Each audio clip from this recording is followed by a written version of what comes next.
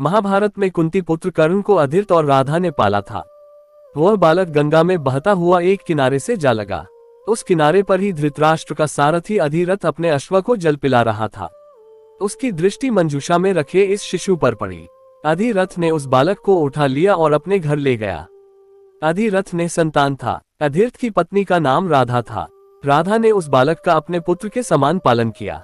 उस बालक के कान बहुत ही सुंदर थे, इसलिए उसका नाम कर्ण रखा गया।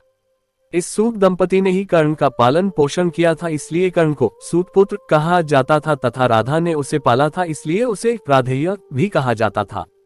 भ्रूशाली और सुप्रिया कर्ण की दो पत्नियां थीं। दोनों ही बहुत सुंदर थीं। अंग देश के राजा कर्ण की पहली पत्नी का नाम वृषाली था।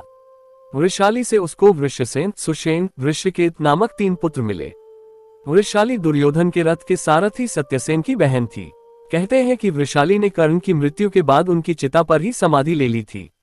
वह बहुत चरित्रवान और पतिव्रता थी।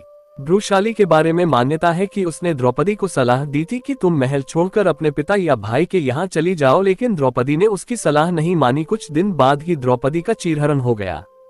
कर्ण की दूसरी पत्नी सुप्रिया थी। यह दुर्योधन की पत्नी भानुमति की अच्छी सहेली थी। दूसरी सुप्रिया से चित्रसेन, सुशर्मा, प्रसेन, भानुसेन नामक 3 पुत्र मिले। माना जाता है कि सुप्रिया को ही पद्मावती और पुन्नुरूवी भी कहा जाता था।